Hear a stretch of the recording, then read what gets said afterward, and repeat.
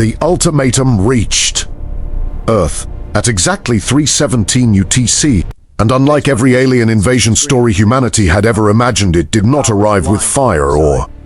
spectacle, but as a perfectly clean data transmission injected into every satellite network and screen on the planet, stating that the Khar'Zal Dominion had formally claimed the Sol system and that Earth had 24 hours to surrender before being rendered permanently uninhabitable. A message so confident and precise that the galaxy assumed panic would follow, as it always did, because fear had been the universal response of every civilization the Dominion had ever encountered. But humanity did not panic.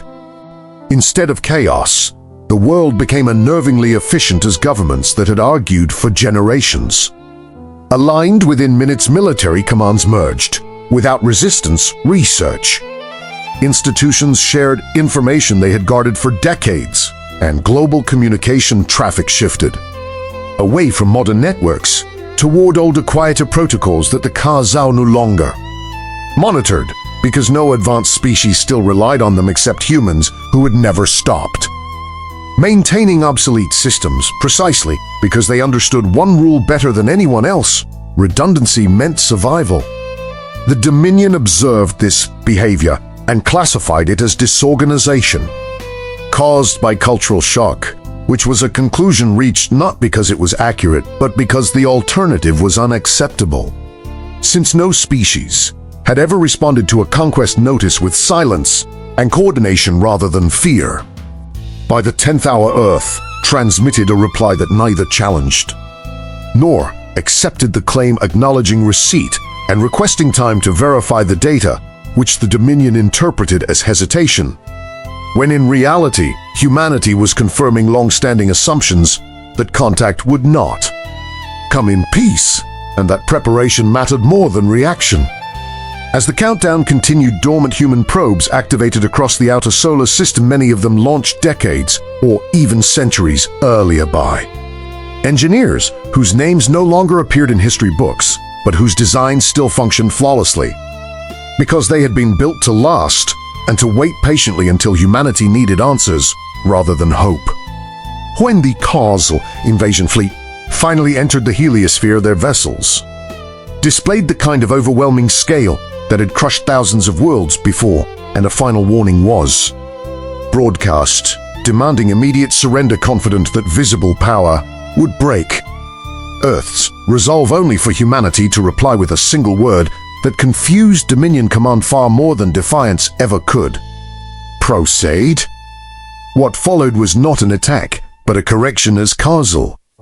navigation systems began reporting minor inconsistencies. Fleet formations drifted by fractions of a degree, automated corrections overcompensated, and ships that had crossed galaxies with perfect accuracy struggled to maintain alignment because humanity had not targeted the fleet itself, but the assumptions behind its technology, introducing subtle probability distortions along the invasion corridor that did not shatter reality, but quietly undermined it, causing errors to multiply until hyperspace routes destabilized, shield harmonics failed to synchronize, and communication delays grew from milliseconds into fatal seconds. The Dominion commander demanded explanations, and for the first time humanity spoke honestly, explaining that peace had never been their default expectation, because their history had taught them that survival depended on preparing for the worst possible outcome, and that alien contact had never been a dream of unity, but a contingency scenario planned for across centuries of war, disaster,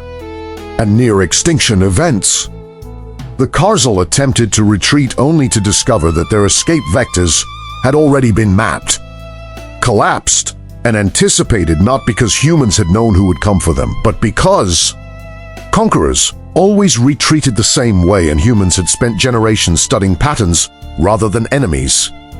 The invasion fleet did not explode or fall in heroic battle, it simply ceased to function as systems failed in the wrong order.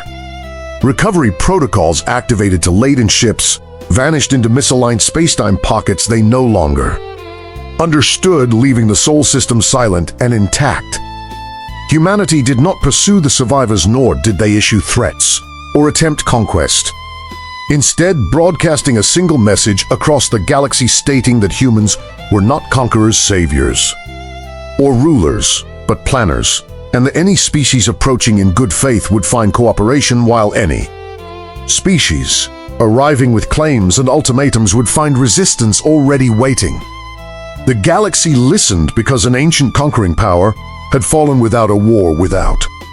spectacle, and without humanity ever raising its voice, proving that strength and speed mattered far less than patience, preparation, and the quiet certainty of a species that never assumed it would be alone forever.